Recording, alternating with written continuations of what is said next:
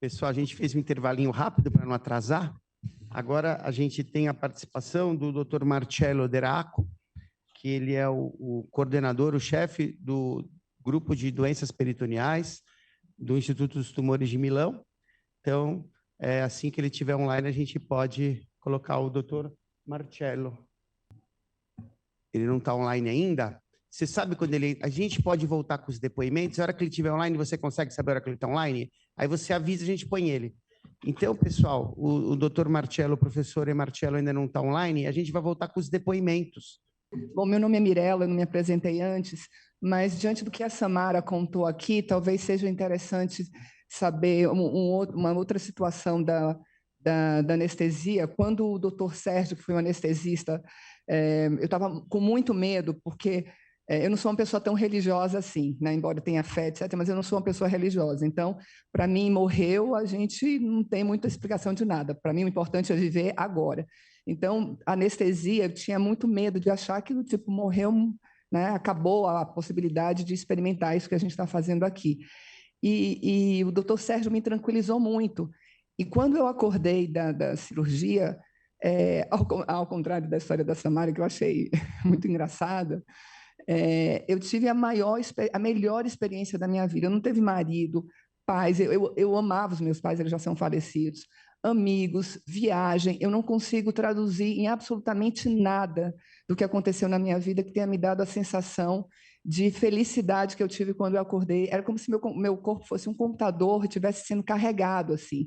E aí eu acordei e só vejo a imagem da minha amiga, da Paula, da minha prima e da minha prima Janaína e a Kelly, a enfermeira, dizendo assim, nossa, como ela está bem, ela está até sorrindo. Eu estava ainda de olho fechado, meio confusa, mas só para relatar que tem, com cada pessoa é de uma maneira muito individual, né? E aquela foi uma experiência que assim eu trouxe para a minha vida diariamente, falando da família, dos amigos, mas um amor por você, pelo seu corpo, pela sua vivência. Segui a partir dali com uma fisioterapia, que eles me disseram, não, você vai fazer uma bicicletinha, isso no segundo dia, eu acordei isso no segundo dia da cirurgia, e simplesmente fazendo fisioterapia com 5 drenos, né? E a partir daí todas as etapas de tratamento que fizeram com que fosse, acho que, uma recuperação recorde até. Então, só para contar uma coisa pitoresca de que a anestesia, que muita gente tem medo, pode ser uma experiência incrível também. Então, era esse o depoimento, doutor Arnaldo. Muito obrigado. Mônica, a gente segue agora com o depoimento com o doutor Kuzamura ou o doutor Marcello já está online? Doutor Marcello Deraco. Então, ele está com a gente?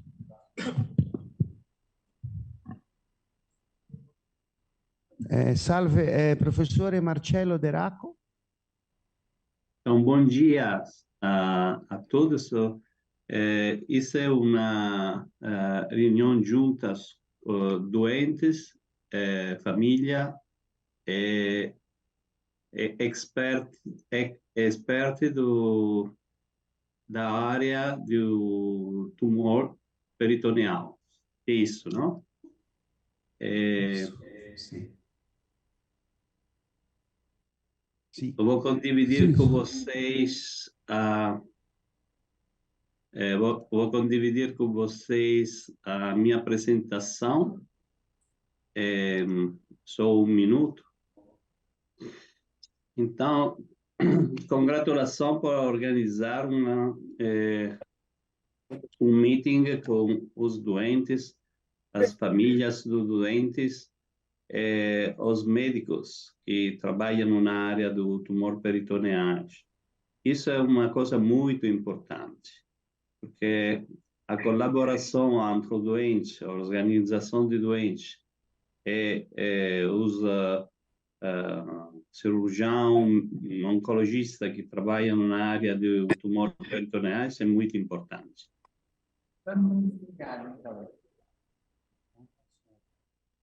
Dá para ver? Dá para ver. Dá para ver.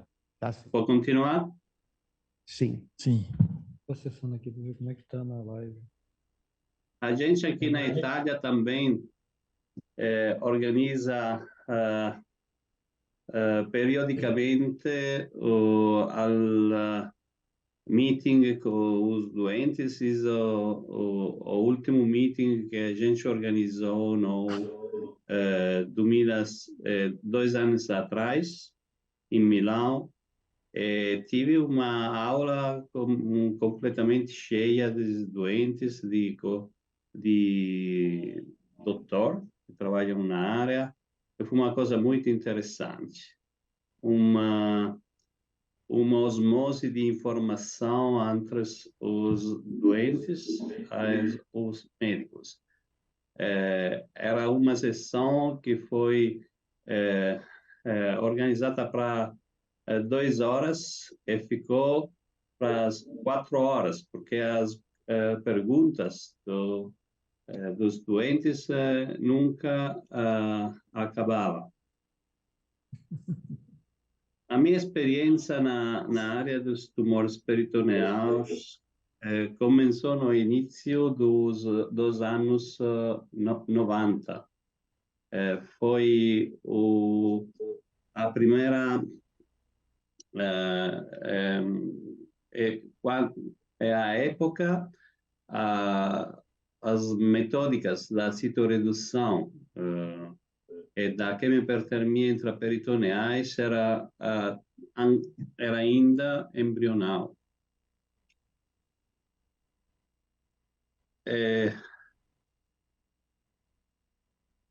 Esse é o doutor que inventou o tratamento cirúrgico da carcinose peritoneal, se chama Paul Sugar-Baker.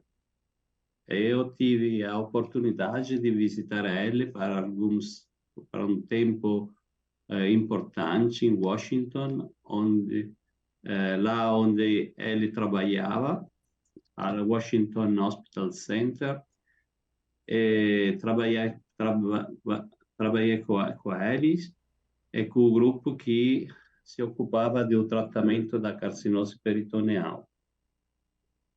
A coisa mais importante que o Dr. Sugar-Baker codificou e depois divulgou para o mundo inteiro foi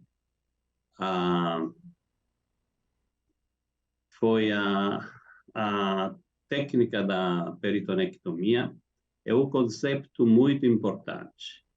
O conceito da cirurgia citoredutiva ou citoredutória.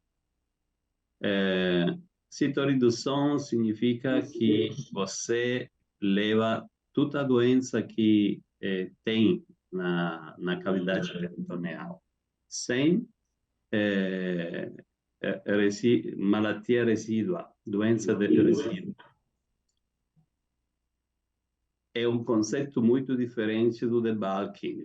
O debulking, que era um conceito anterior à peritonectomia, configurava uma situação de levar uma parte da doença e uma outra parte da doença ficava ainda na cavidade peritoneal. E isso não ajudava muito.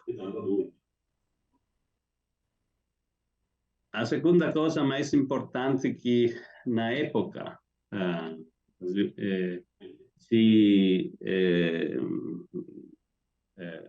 foi introdotta foi a quimiopertermia intraperitoneal.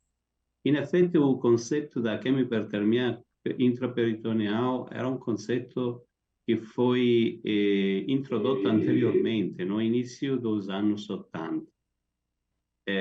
Quando o Dr. John Spratt fez uma experiência com os animais,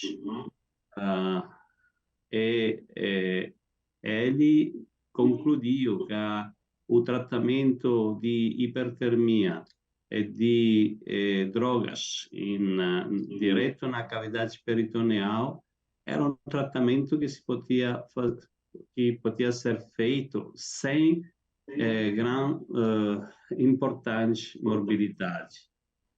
Mas esse conceito não foi depois. Ele fez só tratamento em um doente com pseudomixoma, depois ele acabou. E nunca foi feita outro tratamento de IPEC até o 1985, quando o tratamento foi utilizado para os colegas cirurgiões japoneses como um tratamento adjuvante depois da cirurgia de reseção gástrica para carcinoma gástrico. O conceito da quimiohipertermia intraperitoneal é um conceito muito intrigante, muito interessante, porque no mesmo tempo, quando você coloca as drogas diretamente na cavidade peritoneal, tem uma alta concentração de drogas na cavidade e uma muito baixa concentração ao nível sistêmico, reduzindo a morbilidade. Isso é uma coisa muito... Tem ainda um efeito direto sobre o tumor, e tal efeito é potenciado para a hipertermia.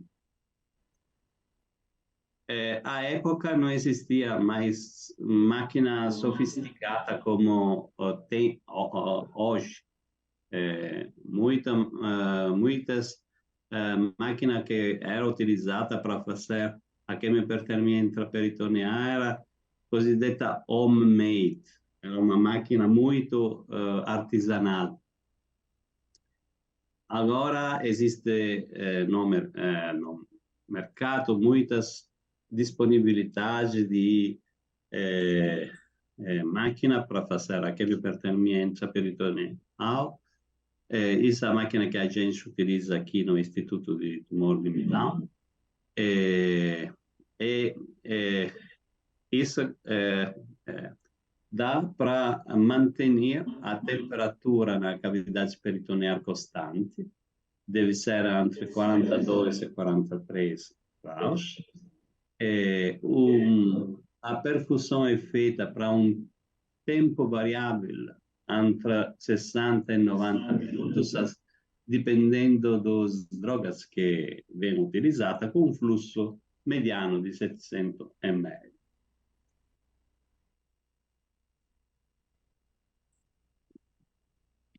Isso é o Dr. Elias. Você conhece bem o Dr. Elias porque ele foi um líder na área, ele publicou muito, fez muito ao nível prático, muito como estudos, pesquisa, sobretudo pesquisa farmacológica. Eu tive a oportunidade de trabalhar com ele há alguns anos, no início dos anos 90. E foi lá para aprender a cirurgia abdominal. Mas então ele estava começando a trabalhar com a cirurgia do peritônio, utilizando a quimiohipertermia intraperitoneal. À época eu tive já uma discreta experiência de máquinas para hipertermia, porque em Milão, onde eu trabalhei 2 anos anterior, a gente trabalhava com hipertermias dos membros para tratar melanoma avançado e sarcoma avançado. Então, a gente trabalhou juntos sobre isso primeiro protocolo all'Istituto Gustavo Roussy sobre a quimiohipertermia intraperitoneal. Isso é o próprio protocolo original. A primeira cópia que eu estava presente lá, e eu tive a primeira cópia do protocolo que foi feita para o Dr. Elias. E trabalhei com ele por 2 anos ajudei o doutor Elias na primeira experiência, porque a experiência embrional, os primeiros 40 casos de quimioperitoneia intraperitoneal com citorização, o Instituto Gustavo Roussy. Essa, para mim, foi uma experiência muito importante. E depois disso, voltei para a Itália e no 1994 eu iniciei com o primeiro studio sobre o primeiro projeto da quimioperitoneia intraperitoneal com a citoredução para o tratamento dos carcinomatoses em Milão. A gente trabalhou tudo em 1994 para organizar, vocês sabem, não, tutto o protocolo, o comitato ético, as máquinas, etc. E essa foi a primeira doente que a gente operou em fevereiro de 1995. Essa foto é uma foto de 15 anos depois. Ela praticamente ela teve uma carcinomatose de origem ovárica e foi curada para o tratamento. Depois ela não teve nunca mais doença de carcinomatose ovárica. E no tempo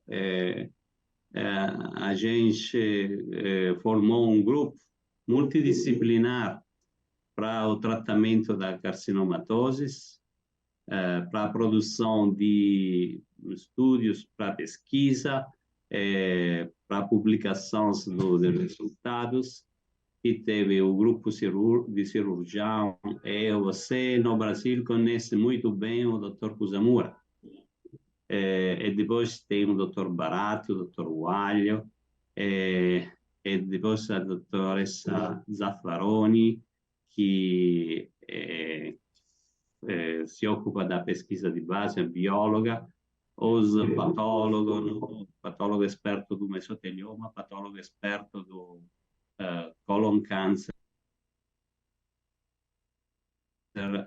pseudomixoma, os oncólogos médicos dedicados ao mesotelioma, a Rossella Bertulli, e depois Filippo é oncólogo médico dedicado para o tumor colon, as anestesiologistas.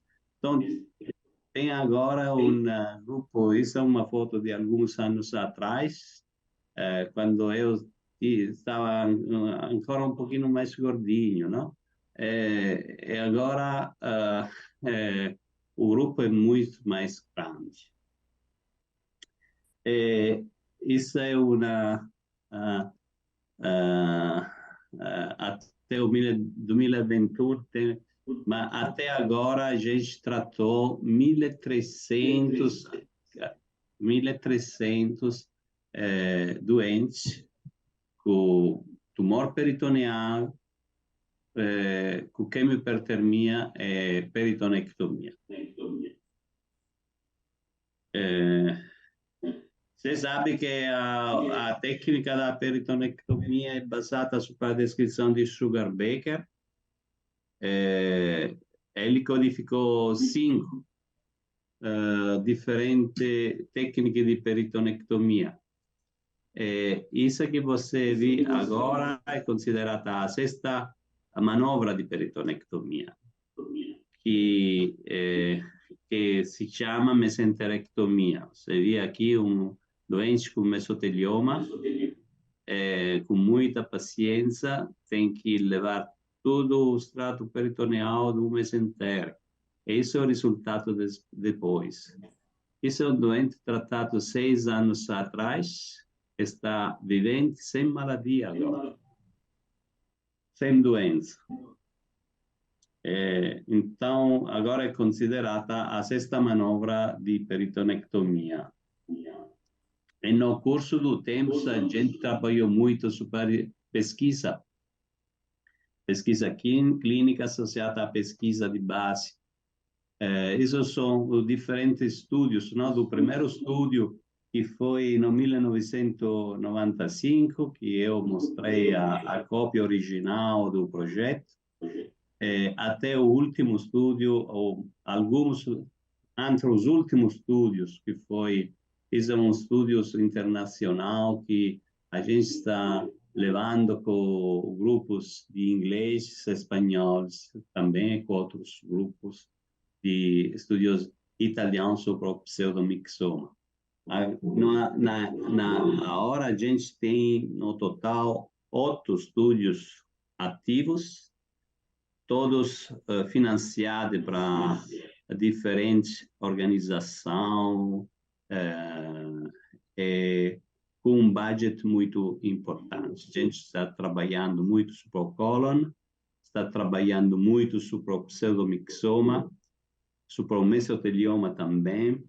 E isso eu acho que os doentes que são colegados agora no início da aula é uma notícia muito importante, porque é muito importante saber que tem gente no mundo que se ocupa deles e que continua fazendo pesquisa, tentando de melhorar o tratamento da carcinomatose peritoneal e de todo o tumor peritoneal. Isso é também toda a produção científica, é uma parte da produção científica. A gente produz mais ou menos 20, como se diz em português? 20 trabalhos, 20 publicações para anos. Aqui tem publicação mais importante que mudaram a clinical practice, a nossa seguramente, mas talvez a clinical practice dos outros grupos internacionais que trabalham na área do...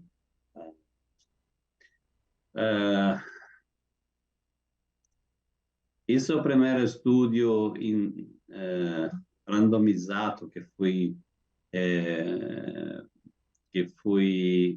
proposto, foi feito para o Dr. Seth Muller e o Dr. Vic Verbal, que a gente que trabalha na área conhece muito bem.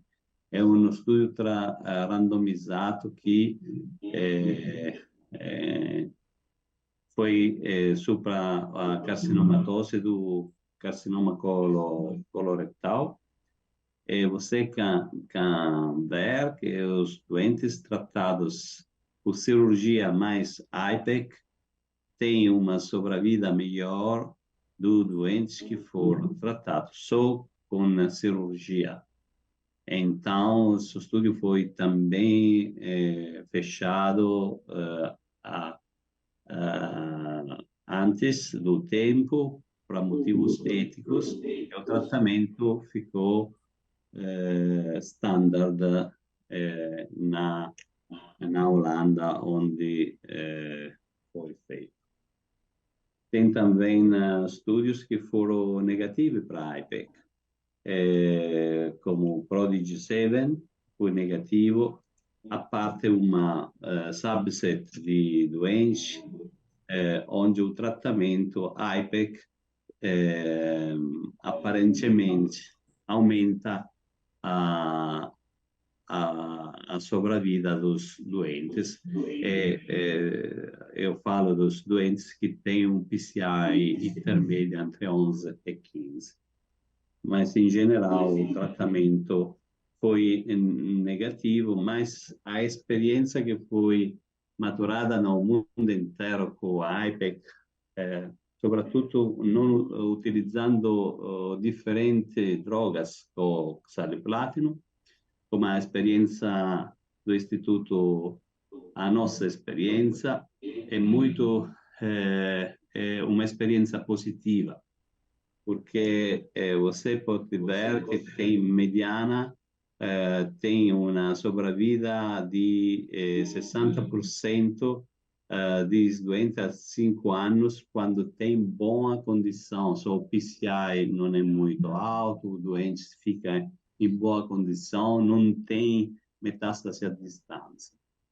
Então, o que é importante é a seleção doentes que pode ser tratado com cirurgia e quimioterapia intraperitoneal. Quando você seleciona bem um doente, você tem uma sobrevida muito, muito elevada. Também no câncer coloretal.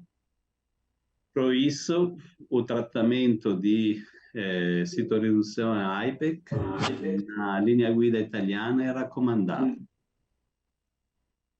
E agora tem também outros estudos com tratamento adjuvante de IPEC nos doentes que têm carcinoma avançado coloretal, T4, quando os doentes tratados com cirurgia mais IPEC têm uma sobrevida, tem um controle local da doença melhor dos doentes que são tratados só com cirurgia.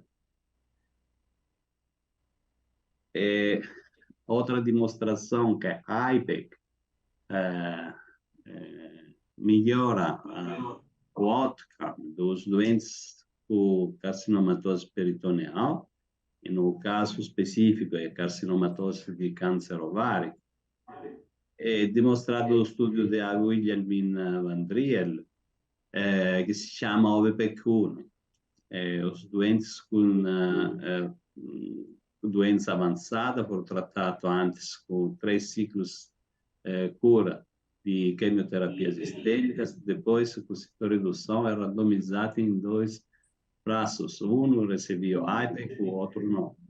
E os doentes que foram tratados com a cirurgia mais IPEC tiveram melhor sobrevivência global e melhor controle local da doença e com uma disease-free survival muito mais elevado e uma melhor sobrevivência global. E os dois variáveis, nos dois casos, a diferença foi estatisticamente significativa. Só para fazer alguns, o resultado se mantém também depois 5 anos de mais follow-up, até 10 anos de follow-up global. Você vê a diferença. Isso é o estudo que foi publicado em 2023, do stesso grupo, com maior follow-up, e a mesma diferença tem. No carcinoma ovárico funciona muito bem.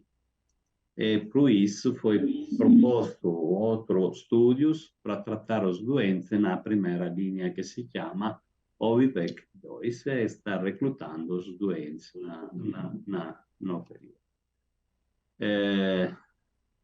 Sobre o carcinoma ovárico tem também experiência de o estúdio CHIPOR, que é um estúdio francês. Jean-Marc Claes foi o principal investigador desse estúdio, que nos doentes com recidiva platino-sensível, os doentes que foram tratados com a junta de IPEC, o tratamento de cirurgia e quimioterapia sistêmica, os doentes tiveram uma outcome melhor dos doentes que foram tratados só com cirurgia. E a diferença foi estatisticamente significativa. Allora, a IPEC, nos doentes que são bem selecionados, funciona muito bem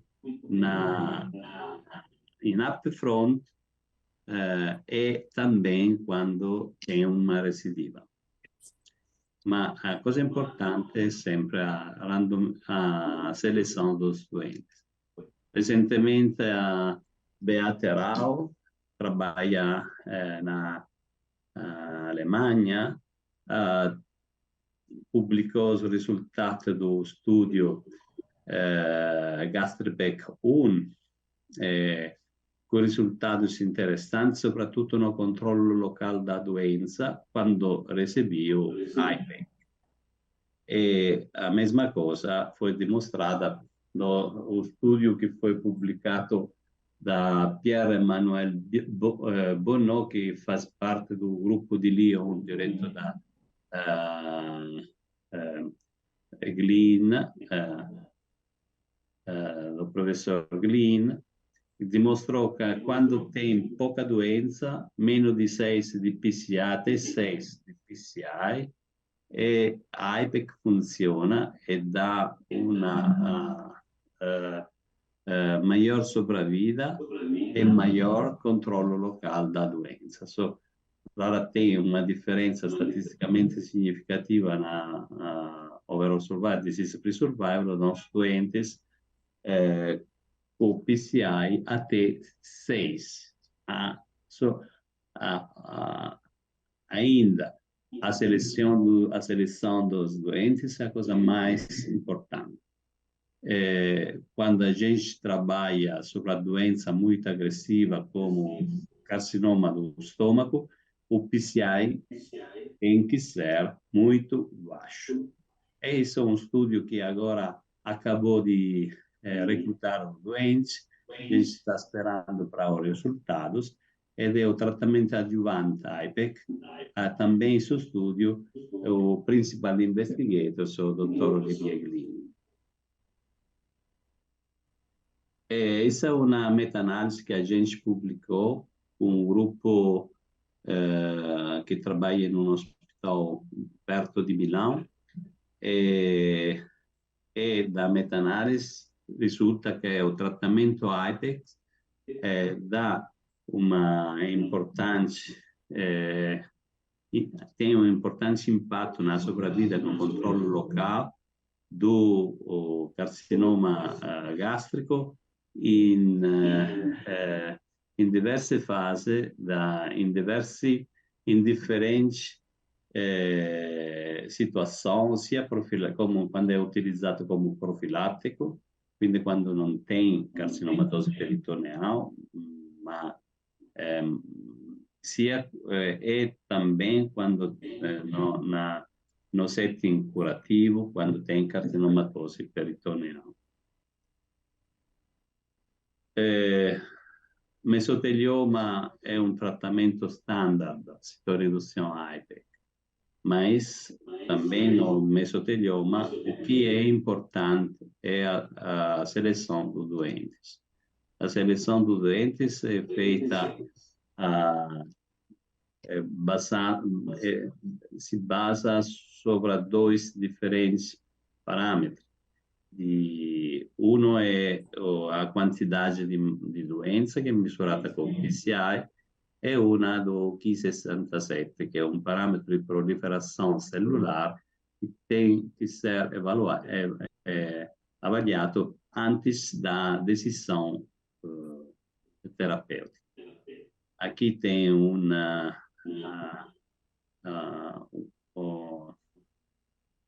decisional tree, non so come si dice in portoghese, desculpa, decisional tree che è basato sulla associação do Ki67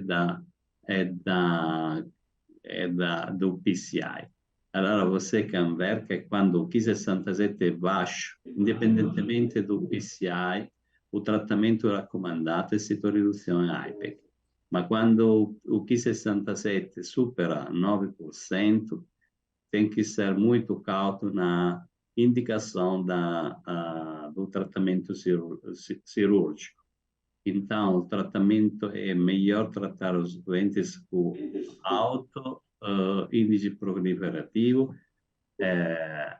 antes com a quimioterapia sistêmica e depois basato sulla risposta com citoreduzione IPEC. Ma quando no caso tem PCI elevado e o Ki67 elevado, muito alto, o tratamento tem que ser sistêmico. Essa é a experiência do Instituto. Agora tem mais ou menos 400 casos de mesotelioma peritoneal que foram tratados com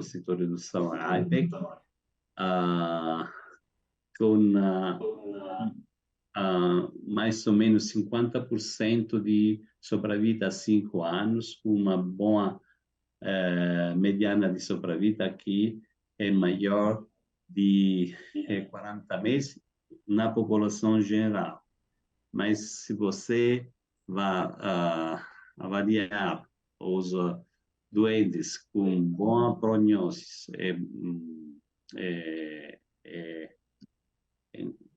com boa prognose aqui, que tem o PCI moderado, baixo Q67, outras características, tem até mediana de sobrevida até 72 meses, que é uma coisa impensável há algumas décadas de 20 anos atrás, quando a mediana de sobrevida dos doentes com mesotelioma era 12 meses.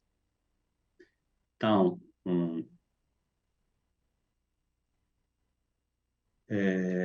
também ótimo resultado tem no multicystic mesotelioma, que é o standard de cura, e no mesotelioma bem diferenciado.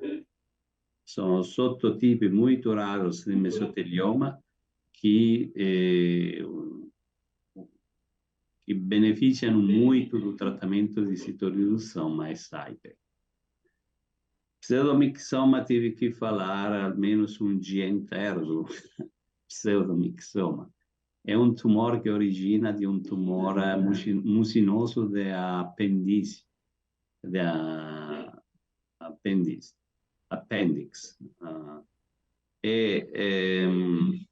Dependendo do grado histológico do tumor apendicular, que pode ser baixo grado, alto grado ou adenocarcinoma, muda muito também o tipo de pseudomixoma que origina. Né?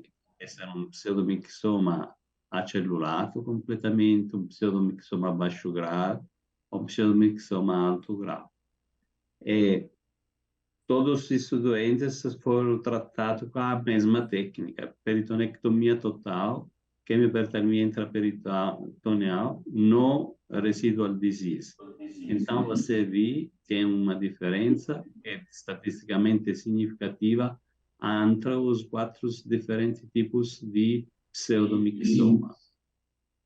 E isso não depende da técnica quirúrgica, mas depende da agressividade da doença. Mas no pseudomixoma, o tratamento é standard.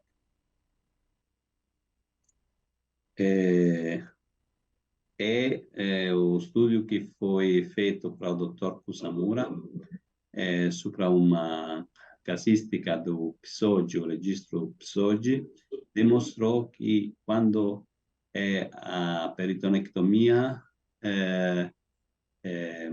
é seguida, quando o tratamento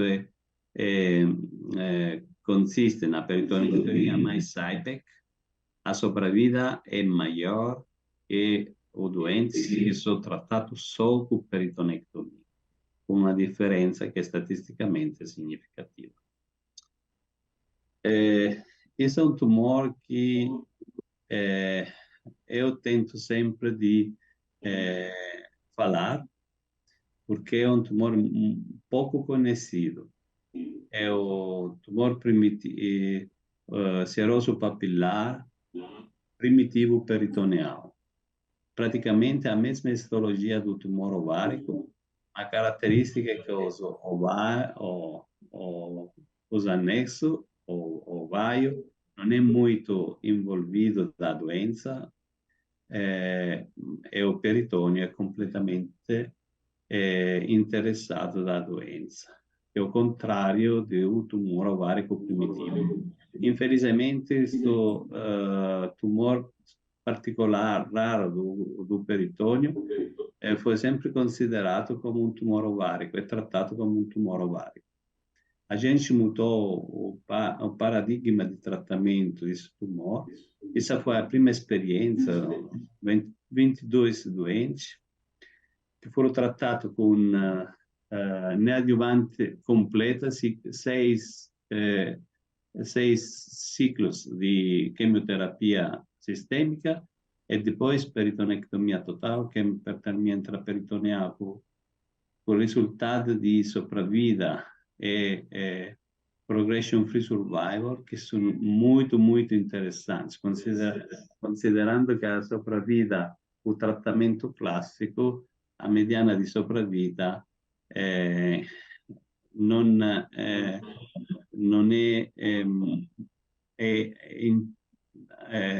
mais ou menos de 2 anos, se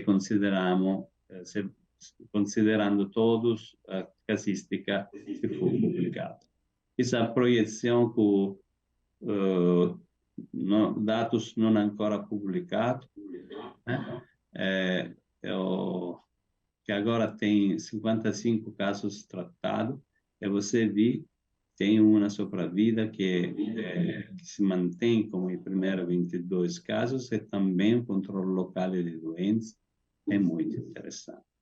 Então,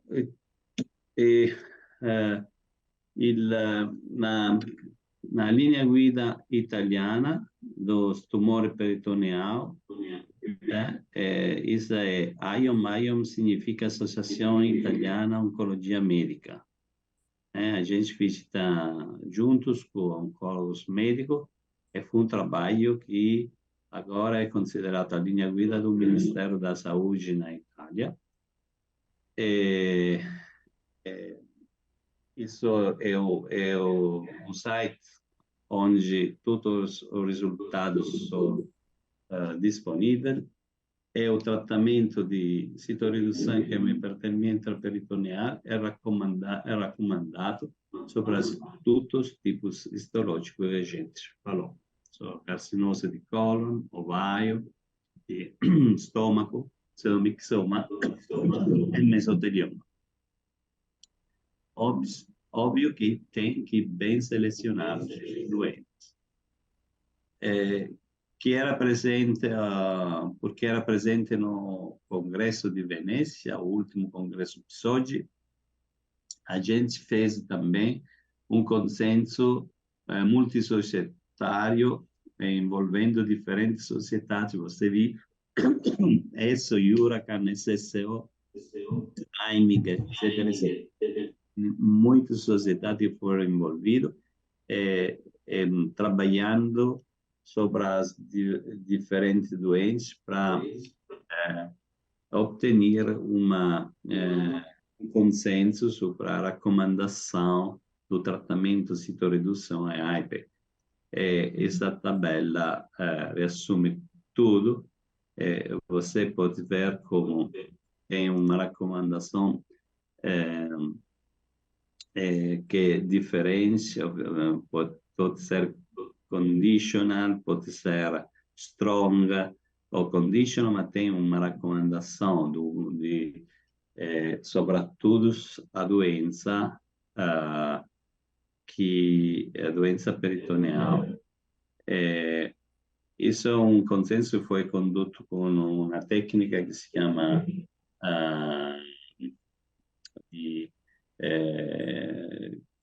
com a Pico Question e Delphi Methodology, que significa que a gente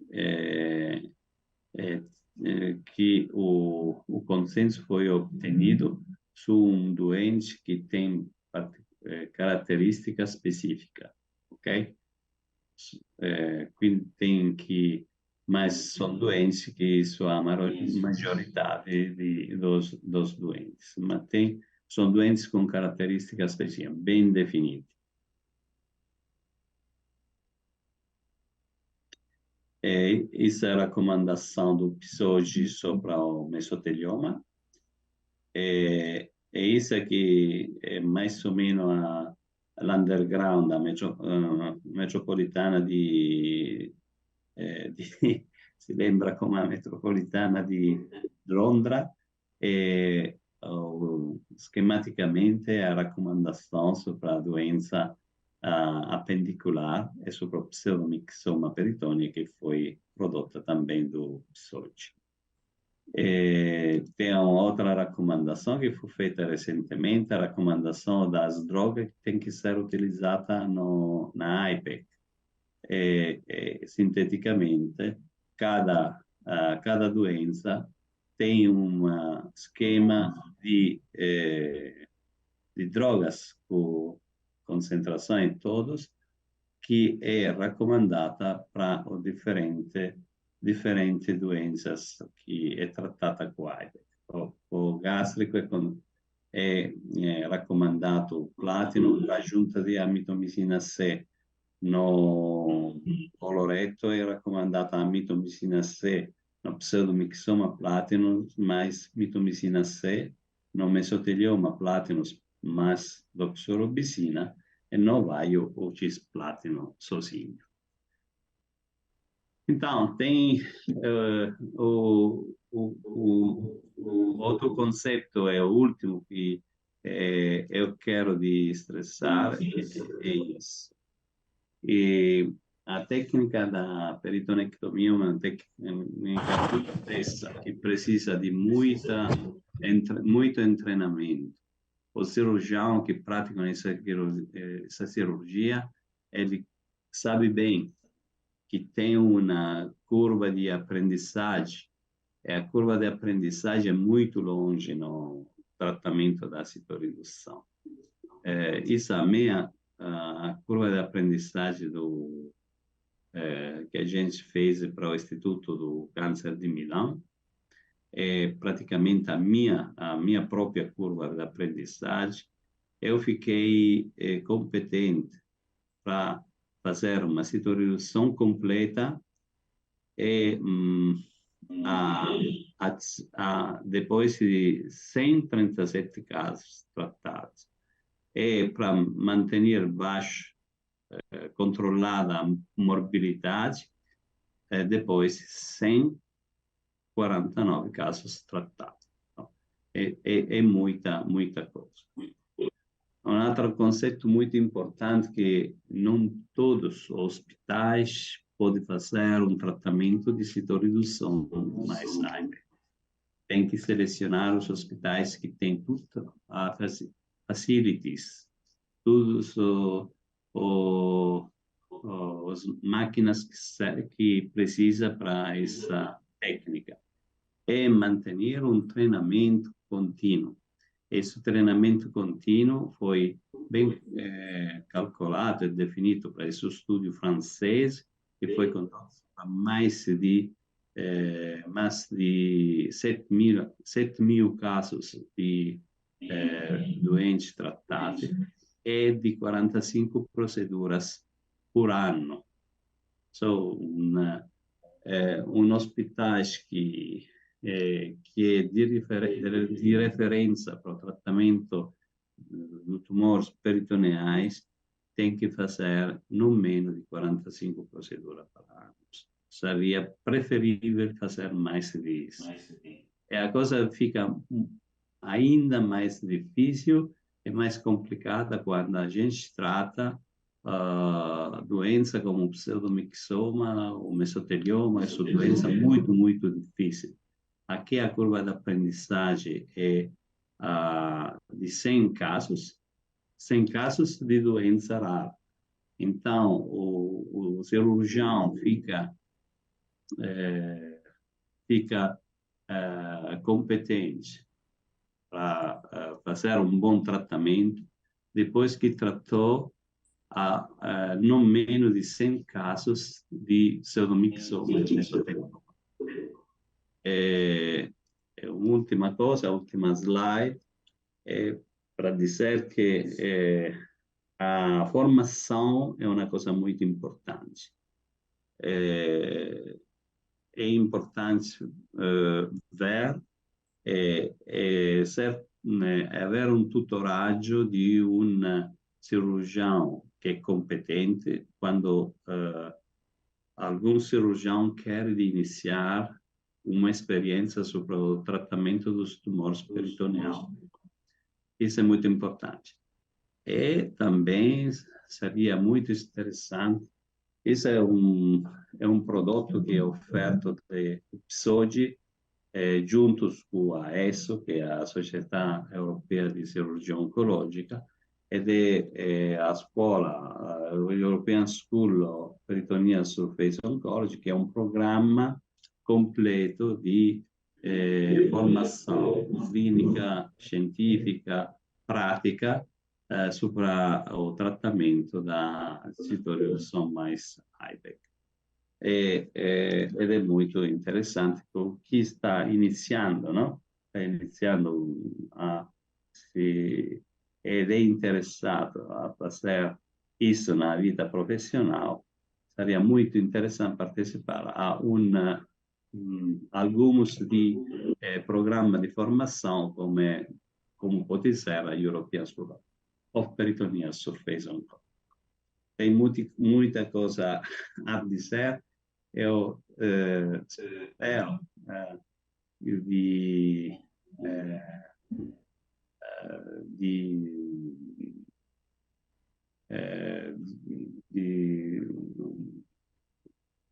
que a minha apresentação centrou os objetivos que você queria. Se tem algumas perguntas, eu estou aqui à disposição. Grazie pela atenção. Alguém tem alguma pergunta para o Dr. Marcello Deraco, da plateia?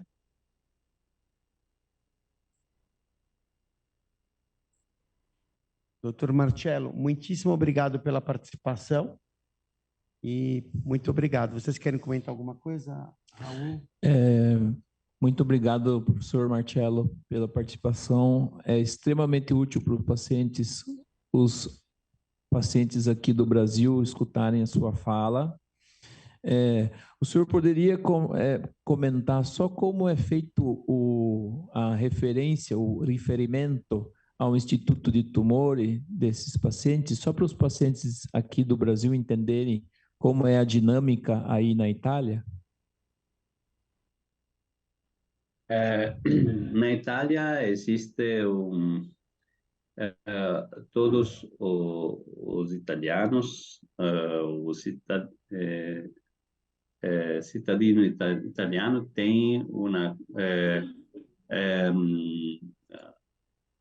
cobertura, no? Di una seguridade pública. Tem o tratamento completamente di graça ed è offerto para almeno tem 20 centros na Itália que pode fazer tratamento de citoreduzione IPEC. Doentes têm que ser avaliados para o grupo de trabalho do centro de referência, possivelmente os mais pertos, mas tem doentes que viajam, no, na Itália, ou tentando de achar os centros mais expertos na área. Talvez os doentes ficam perto de casa, mas tem uma distribuição de centros na Itália que fazem citoredução IPEC. O doente tem que ser avaliado antes, depois entra em uma lista de espera para ser tratado.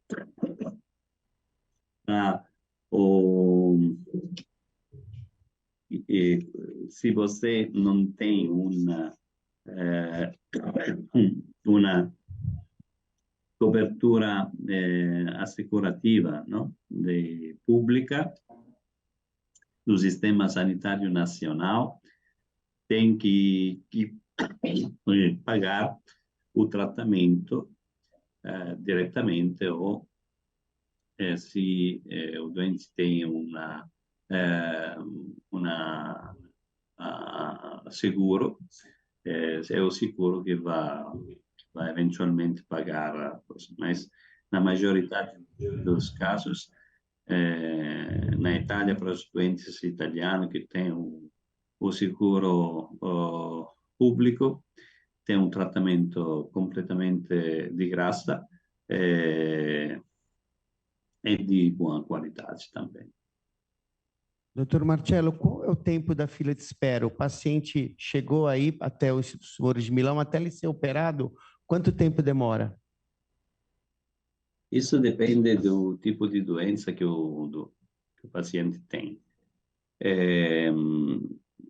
Na Itália tem uma lista de prioridade que é definita para as letras do alfabeto A, B, C.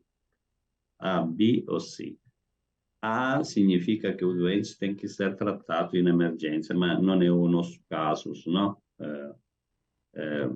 Porque não tem um tratamento di citoreduzione AIPEC in emergenza. B é um doente que tem que ser tratado em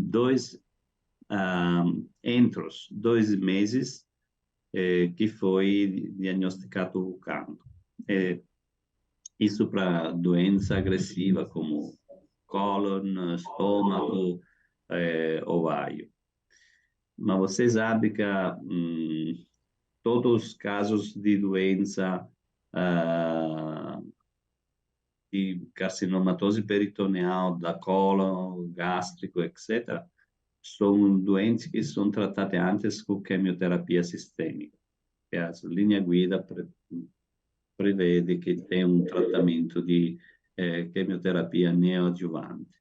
Então, você viu o doente, depois ele tem que fazer 3, 4 meses de quimioterapia, ele fica na lista de espera, depois que ele termina a quimioterapia sistêmica, ele espera ainda um mês, depois que acaba a quimioterapia sistêmica, depois é chamado para tratamento. Obviamente, tem centros que têm muitos doentes em lista de espera. A gente tem muitos doentes em lista de espera e tem alguma dificuldade, talvez, para operar todos os doentes. Em tal caso, a gente tenta de referir o doente a outro centro de referimento para o tratamento dos tumores peritoneais. Depois tem a lista C, o doente tem que ser tratado entre 6 meses. 6 meses. Normalmente são doentes com pseudomixoma peritôneo. Doentes com pseudomixoma peritôneo pode esperar, sem problema nenhum. Eu nunca observei um tratamento deficitário ou uma failure do tratamento de um doente que espera alguns meses com pseudomixoma. Mas, obviamente, os doentes querem ser tratados as soon as possible. Todos os doentes. Ainda... também os doentes que têm um pseudomixoma. Mas a gente fala com eles, explica essas coisas, diz que não tem urgência, fica na lista, não está preocupado, continua trabalhando, etc., etc., depois se vem tratado no período. Isso é a gente que faz. Muitíssimo obrigado. Não dá para tratar todos o dia depois que é avaliado. Isso, sem dúvida. Eu me desculpo para o meu português. Espero que você entendeu alguma coisa. Está perfeito. Português. Você está muito bem, doutor Deraco, e o português está excelente. Acho que você lembrou de todo o português. Muito obrigado pela participação, é uma honra para nós podermos estar aqui escutando. Obrigado pela doação desse tempo para conosco. Muito obrigado. E parabéns mais uma vez pelo evento de Veneza, que estava maravilhoso e nós aproveitamos muito lá. Parabéns mais uma vez. Obrigado, professor. Mais uma vez, obrigado pelo apoio e pela ajuda que o senhor sempre dá nos eventos que a gente tenta fazer. Muito obrigado. Muitíssimo obrigado. Obrigado para vocês, para o convite. Vocês sabem que sou sempre feliz de passar algumas horas de discussão científica com vocês. Isso, sabe bem. Obrigado. É boa Muito continuação. obrigado.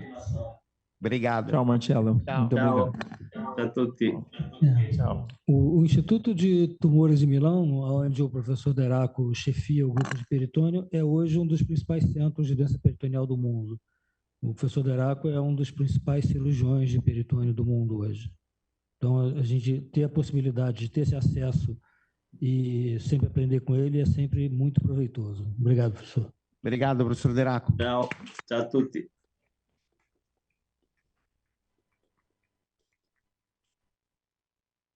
Mônica, acho que o Arley queria, acho que ele tem compromisso. A gente está quase na hora do almoço, mas a gente vai continuar com a sessão de depoimento dos pacientes. A gente podia chamar os pacientes que estão online, a gente faz alguns, a gente para, almoça e continua. Oi, Arley. Olá, doutor Arnaldo. Bom dia, quase boa tarde, né? Estamos aqui em Goiânia, Goiás. Cada dia melhor, né? Vou tentar ser breve também, para não estender muito, já está na hora do almoço, todo mundo já deve estar um pouco cansado aí. Graças a Deus, inicialmente em 2019, eu tive uma crise hipertensiva que não tinha nada a ver com a minha carcinomatose peritoneal, que eu vou chegar a falar o diagnóstico para vocês daqui a pouco. E fui para o neurológico, baixamos a pressão e fizemos uma tomografia lá. Mas nisso a tomografia tinha um neuro de plantão em 2019. E ele avaliou, falou, neurologicamente você não tem nada, tá tudo tranquilo. E ele liberou. E eu não voltei para pegar o resultado do exame também. Aí deixei. E nisso eu vim notando que em 2019 para cá, eu sempre notando que eu estava tendo assim, uma barriga mais volumosa, mas nunca pensei numa ascite, alguma coisa. Sou médico também, sou da área, só que sou médico perito hoje do Tribunal de Justiça. E hoje eu estou com 47 anos. Aí voltei para fazer uns exames, porque médico cuida dos outros e acaba não esquecendo da saúde dele mesmo, né? Infelizmente, a gente é um pouco assim também, a gente deixa a desejar. E voltei em 2022, após a pandemia, a realizar outros exames. Aí fiz ultrassom, primeiro eu fiz a ressonância magnética, não deu nada, colonoscopia não deu nada de rotina. Endoscopia não deu nada, os exames laboratórios células tumorais não deu nada. Na ultrassom, o médico perguntou para mim, você tem algum problema hepático, alguma coisa? Eu falei, não tem, né? Você está com muito líquido na cavidade abdominal. Voltei lá no neurológico, eu tinha feito o exame, e estava constando, desde 2019, a radiologista pôs que eu tinha um ascite também, na região abdominal. Só que eu não tinha buscado, ou seja, eu já estava com a patologia desde 2019. Aí, em 2022, eu fui aprofundando até chegar ao diagnóstico. E aí, depois que eu fiz foi um diagnóstico muito difícil, fiz ultrassom, vi que era ascite, eu como médico falei, não está normal. Aí ele falou, seu fígado está normal, fui no hepato, ele fez a drenagem do líquido, né, ascite, porque quando é a causa hepática, a gente pode ter que tirar até 8 litros, né, de líquido acítico. Não sendo causa hepática, pode retirar todo o líquido. Foi o que ele fez a pesquisa, né, e viu que não era nada hepático, estava internado aqui no RG, no Hospital de Goiânia. O hepatologista falou, agora vamos fazer um diagnóstico diferencial de tuberculose peritoneal, que é muito parecido, ou câncer peritoneal, que a gente não sabe a causa, tem coisa histopatológico, né? Aí a gente colheu o líquido, não deu nada de células tumorais, eu tive que partir para videolaparoscopia. Tem muitos colegas médicos aqui e um cirurgião bariátrico, doutor Tadeu aqui, fez a videolaparoscopia. Quando ela adentrou na cavidade abdominal, já deparou já com o câncer, né, peritoneal, tipo as pipoquinhas, né, para quem é mais leigo aí, tá ouvindo algum paciente, algum caso aí. E ele foi o câncer, agora vamos ter que diagnosticar qual que é. Aí eu já assustei muito, né? Esse ano de 2022, mas assim, no momento nenhum eu deixei abalar, né? Eu sabia da gravidade, não sabia qual tipo de câncer que é. Aí passei a pesquisar, porque aqui em Goiânia eles não tratam muito câncer de peritônio. A experiência deles aqui não são boas, né? Não tem referência. Aí eu passei a procurar um profissional à altura, né, para me tratar.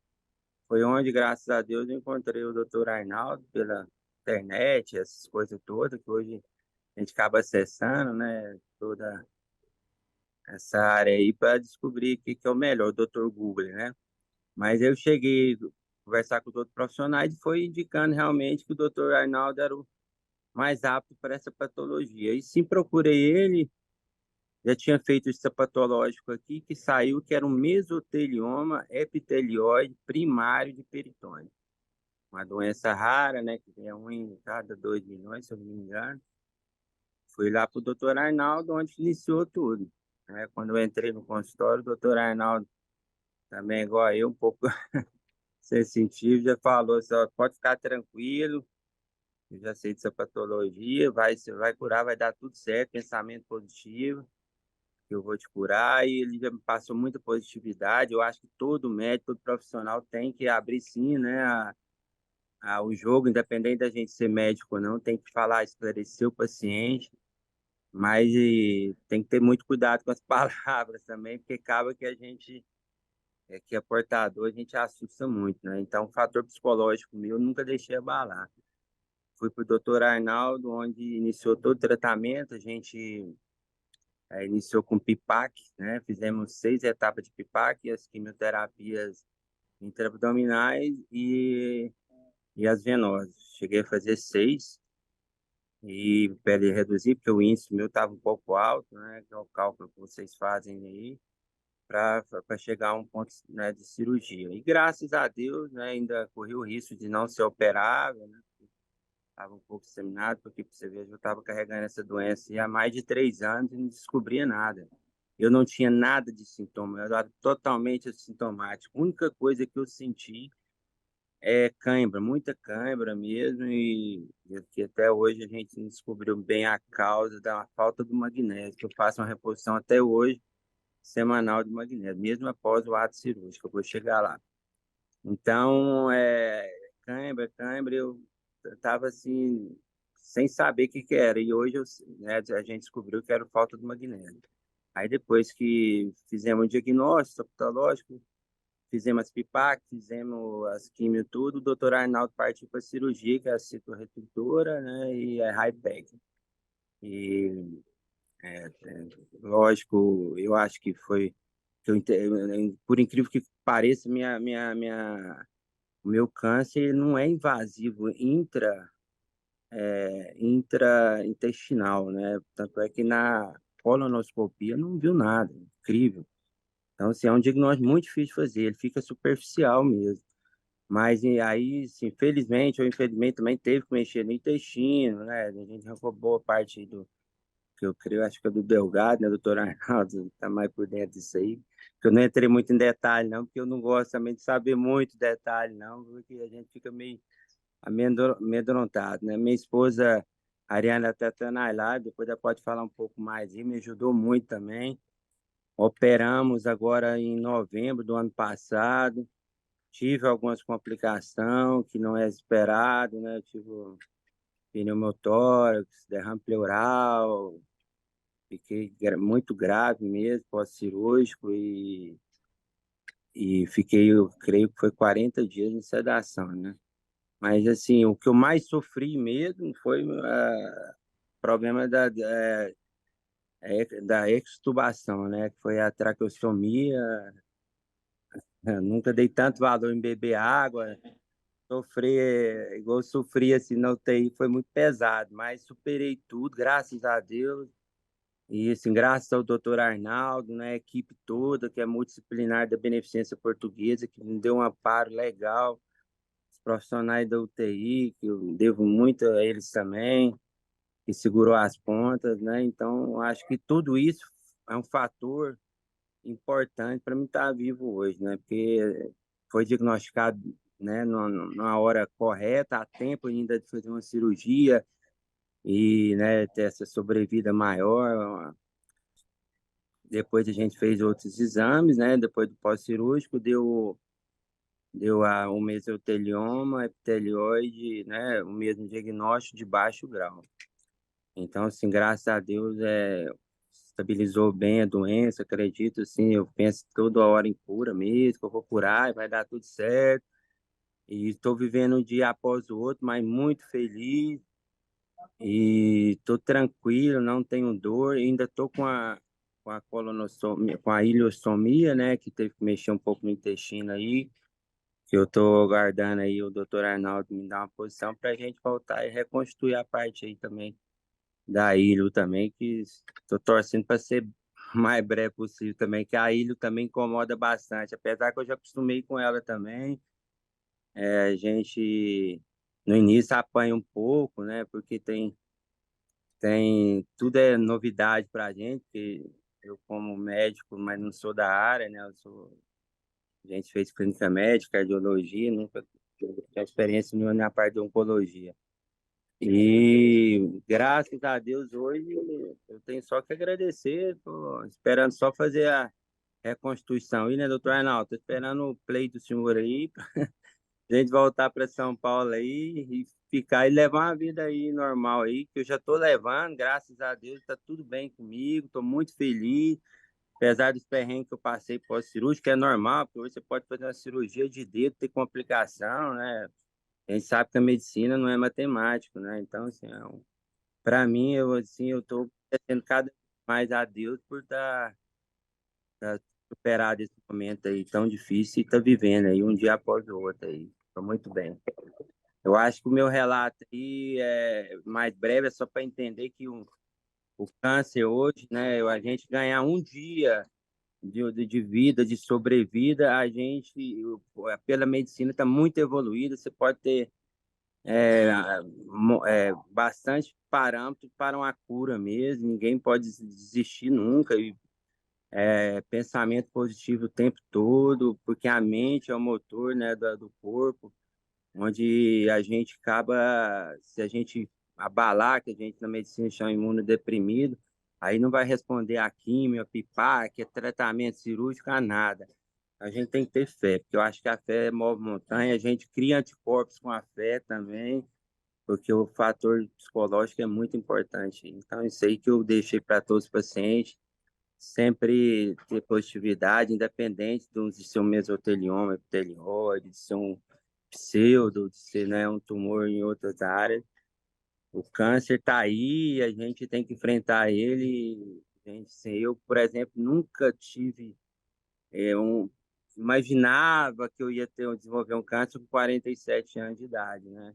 Porque a minha causa de mesotelioma, que a gente anda estudando, o doutor Arnaldo também passou, 90% dos casos é quem tem contato com amianto, né? E eu nunca tive contato com amianto. E 10% são causas indiferenciadas. Aí eu costumo falar que é CRM positivo, né? Porque quando dá uma merda no médico, é merda mesmo e o pau quer. Tem que ter muita força mesmo. Mas graças a Deus, Deus é bom demais para mim.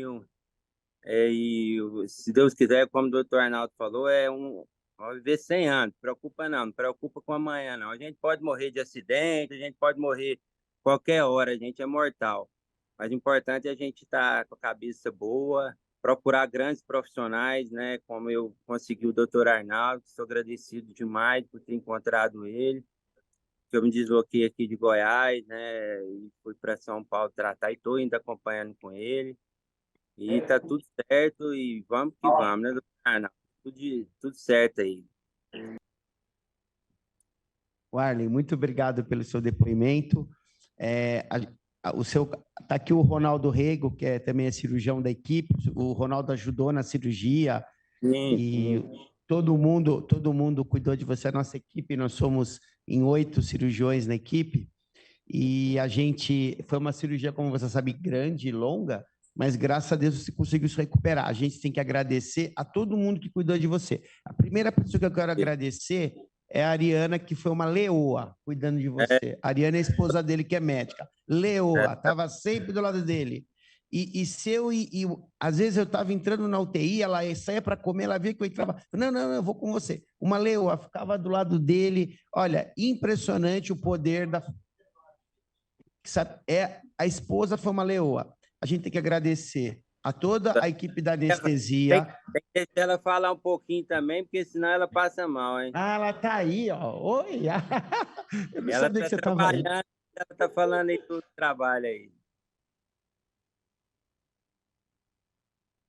Abre o áudio, meu amor. Abre o áudio.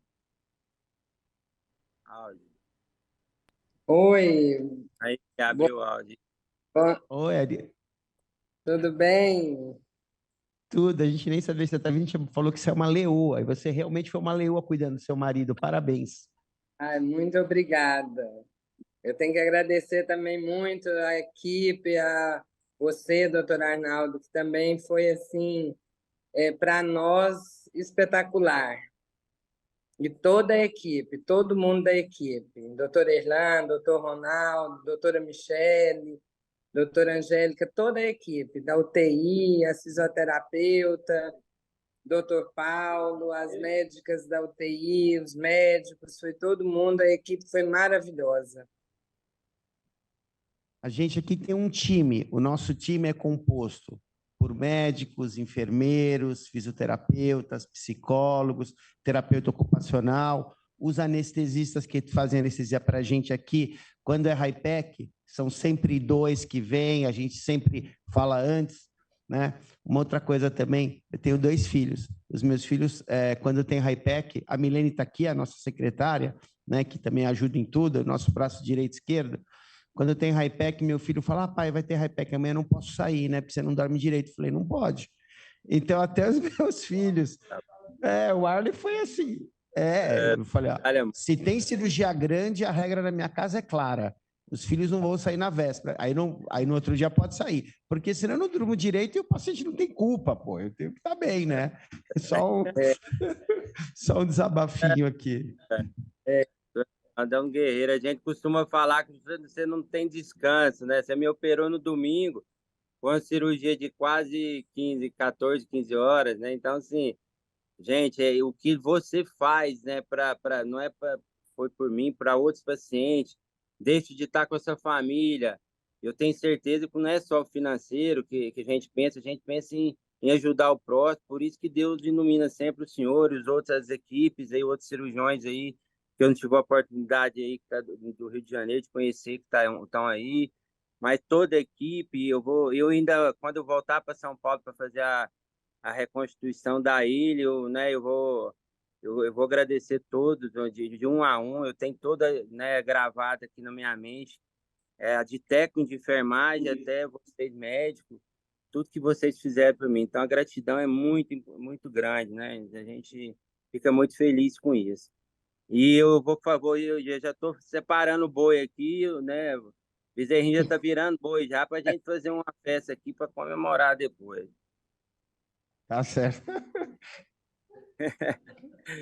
E um abraço para vocês todos, viu, doutor Arnaldo? Prazer participar dessa live aí, pelo menos passar um pouco do caso meu aí, que é raro também. E estamos juntos aí nessa luta aí, viu, meu amigo? E até breve. Muito obrigado. A pouco aí para a gente conversar de novo. Estou esperando só o play do senhor. Obrigado. Ariana, quer falar alguma coisa?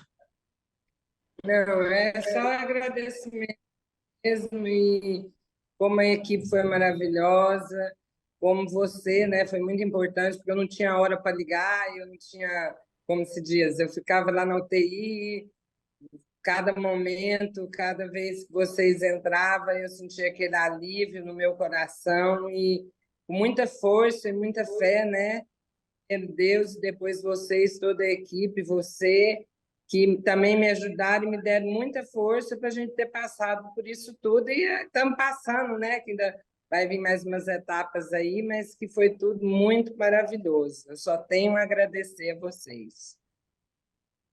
Muito obrigado, pessoal. Obrigado pelo depoimento de vocês. Mônica, a gente tem que... A Cris está esperando de Porto Alegre. A gente, antes do almoço, gente, tem a Cris Luz de Porto Alegre, e ela vai falar o depoimento dela. A Cris tem um enfoque muito voltado na espiritualidade. Então, a Cris, ela vai agora entrar para falar com a gente. Ela está online? Tá, Cris? Obrigado, gente. Olha ela aí, ó. Oi. Tudo Eu bem? estou encantada com os depoimentos. Esse médico, eu quero o Instagram dele, quero seguir ele, viu? Sim, demais, demais. E eu prometo, gente, que não vou demorar, tá? Eu falo bastante, mas eu falo rápido. Então, eu não vou demorar para todo mundo estar com fome.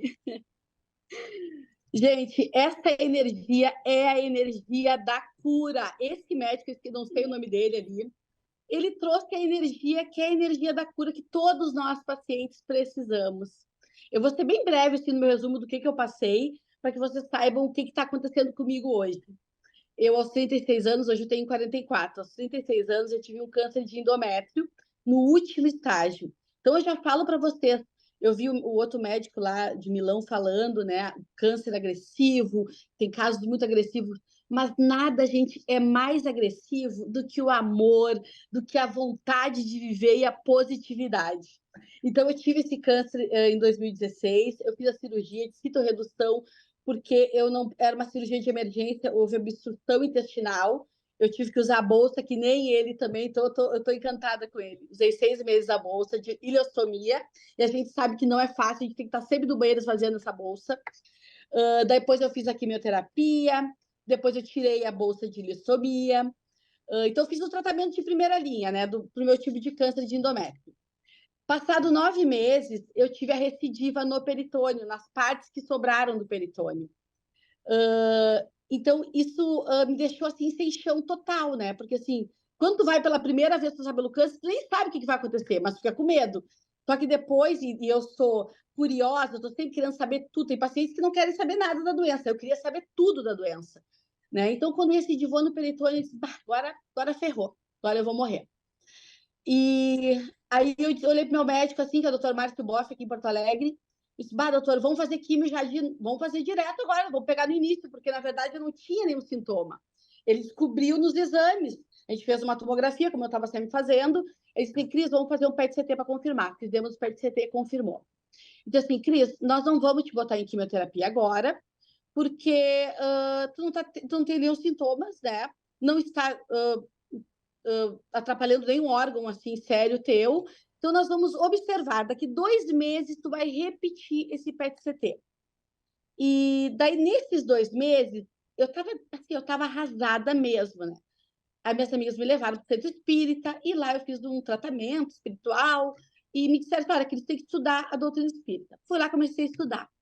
E estudando e conhecendo a palavra de Jesus, eu descobri que o amor era o curador.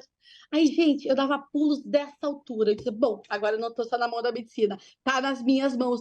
E era o que eu sentia desde o início. Eu disse, não é possível, por mais que a minha doença fosse muito grave, não é possível que eu não possa fazer nada, eu tenho alguma coisa para fazer. E eu sentia que eu ia viver, de alguma forma, senão meus filhos não vão me enterrar agora, não pode ser. E eu sentia dentro de mim. Então, comecei a estudar a doutrina, fiz uma cirurgia espiritual pelo Tupiara, que é no Rio de Janeiro, que é um centro espírita conhecido pelo mundo inteiro. A gente manda do mundo inteiro cartas para eles para fazerem cirurgia. Fiz a cirurgia, voltei fazendo meu PET-CT e levei para o meu médico.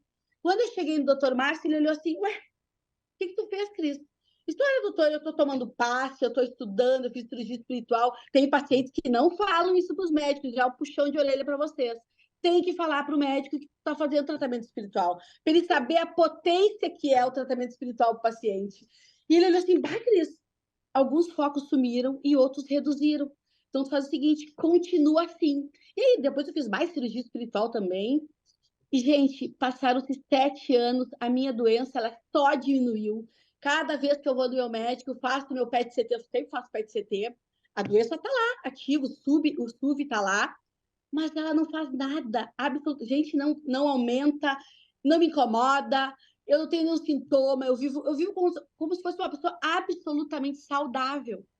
Então, gente, a minha mensagem para vocês hoje é que não existe gravidade nenhuma, a não ser a tua vontade de viver. Tu pode transformar o que tu quiser. Como esse médico falou, a mente é o motor. Tu ser positivo, tu confiar. E também o médico, né? Eu adorei, doutor Arnaldo, vocês todos aqui, a preocupação do médico. O médico acredita. Esse paciente chegou no doutor Arnaldo e disse, não te preocupa que eu vou te curar, seja positivo. É isso que o paciente quer ouvir. Então, quando a gente está com uma equipe que acredita na gente, né? Porque às vezes o médico ele realmente não está dando muita bola. Mas quando a equipe acredita na gente e tu acredita em ti também, nada é impossível, gente. Absolutamente nada. E, claro, tem a questão da cirurgia espiritual, que é uma coisa que eu indico muito para os pacientes fazerem, e uma não exclui a outra, viu, gente? Eu sempre falo. Tanto que eu quis fazer o tratamento quando houve recidiva.